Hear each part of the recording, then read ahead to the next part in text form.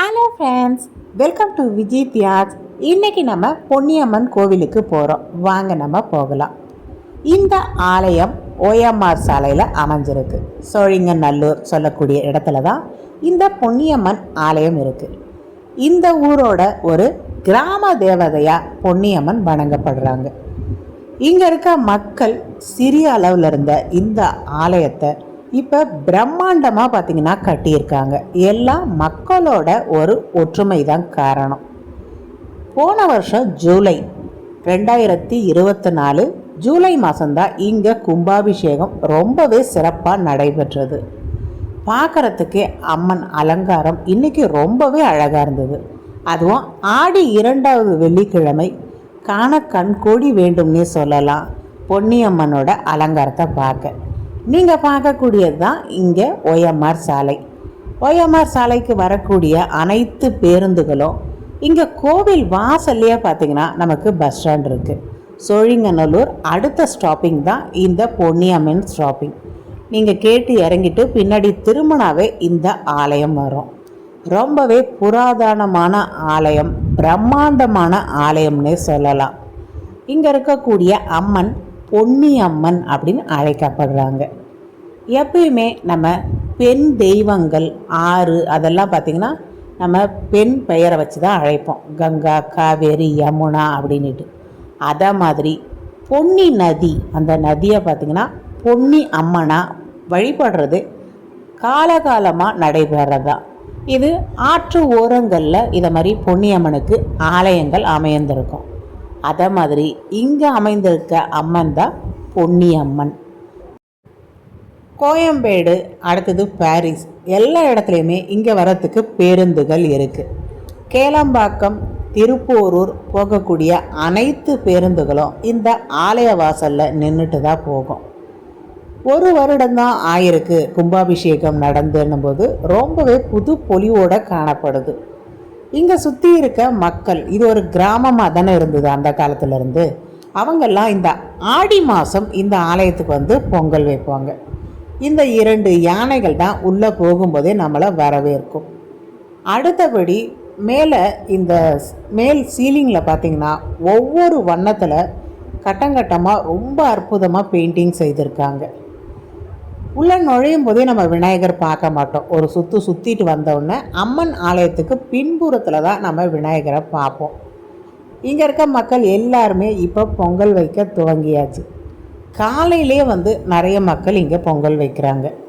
ஆடி மாதம் அப்படின்னோடனே கிராம தேவதை, நீங்கள் இப்போ எந்த ஏரியாவில் இருக்கீங்களோ அங்கே என்ன அம்மன் இருக்காங்களோ அந்த அம்மனுக்கு கண்டிப்பாக நீங்கள் பொங்கல் வைக்கணும். ஏன்னா அந்த எல்லைக்குள்ளேருந்து உங்களை காப்பாற்றுறாங்க, உங்களை பார்த்துக்கிறாங்கன்னும் போது அவங்களுக்கு முதல்ல வைக்கணும். அடுத்தபடி நம்மளோட குலதெய்வத்துக்கு பொங்கல் வைக்கணும். அதுதான் ஆடி மாதம் எல்லாருமே செய்யக்கூடியது. கோவிலை வலம் வந்த பிறகு அம்மன் ஆலயத்திற்கு பின்புறம் தான் நம்ம விநாயகரை பார்க்குறோம். விநாயகரை தரிசிச்சுட்டு வந்துட்டு நம்ம உள்ளே போய் அம்மனை பார்ப்போம்.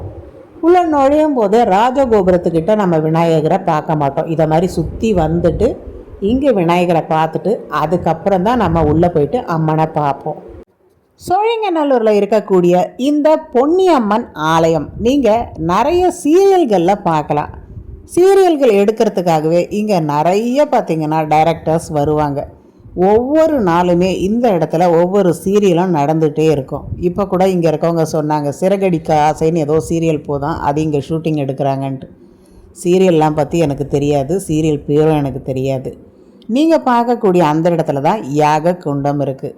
அந்த வேள்விகள் நடத்தினாங்க பாருங்கள் கும்பாபிஷேகத்தன்னைக்கு, அந்த யாக குண்டங்கள் இன்னும் அப்படியே தான் இருக்குது. எனக்கு ரொம்ப பிடிச்சது இந்த சீலிங்கில் எப்படி தான் இவ்வளோ அழகாக பெயிண்டிங் செய்திருப்பாங்கன்னுட்டு.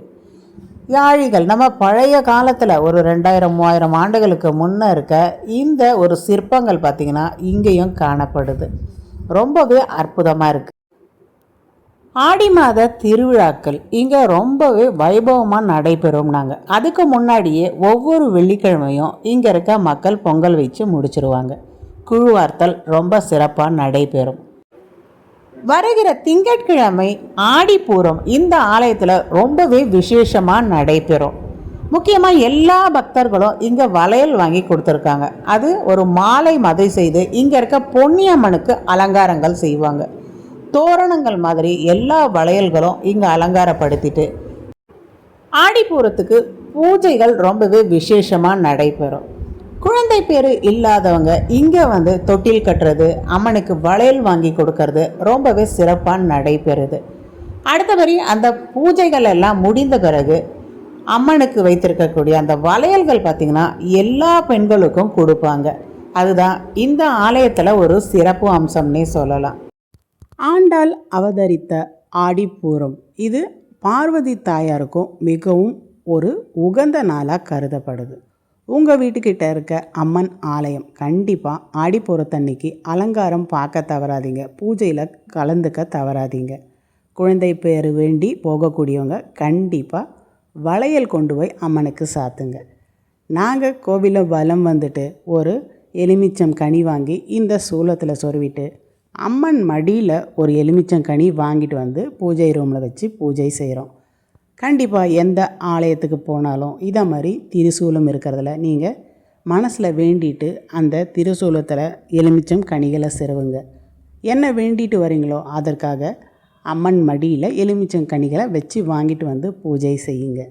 இந்த அம்மன் கிடையாது, எந்த அம்மன் ஆலயத்துக்கு போனாலும் இன்றைக்கி செய்திருக்க அலங்காரம் காண கண்கோடி வேண்டும். அப்படியே அம்மனோட அழகை ரசிச்சுட்டு நாங்கள் இந்த கோவிலை 3 முறை வலம் வந்தோம். ஆடி வெள்ளிக்கிழமைகளில் கண்டிப்பாக உங்கள் வீட்டுக்கிட்ட இருக்க அம்மன் ஆலயங்களுக்கு பொங்கல் வைங்க. அடுத்தபடி குலதெய்வ கோவிலுக்கும் பொங்கல் வைங்க. இதுதான் பார்த்திங்கன்னா வழி வழியாக மக்கள் செய்யக்கூடியது. கண்டிப்பாக இந்த ஆடி வெள்ளிக்கிழமைகளில் பொங்கல் வைக்க தவறாதீங்க. இந்த வீடியோ பிடிச்சிருந்தனா விஜய் தியாக் சேனலை லைக் பண்ணுங்கள், ஷேர் பண்ணுங்கள், சப்ஸ்கிரைப் பண்ணுங்கள். 500க்கும் மேற்பட்ட ஆலயம் பதிவிட்டிருக்கேன், பார்க்காதவங்க கண்டிப்பாக பாருங்கள். இங்கேருந்து நேராக அடுத்தது நாங்கள் கிளம்புனது சோழிங்கநல்லூரில் இருக்கக்கூடிய பிரத்திங்கா தேவி ஆலயம். அந்த ஆலயத்தில் சந்திப்போம். நன்றி.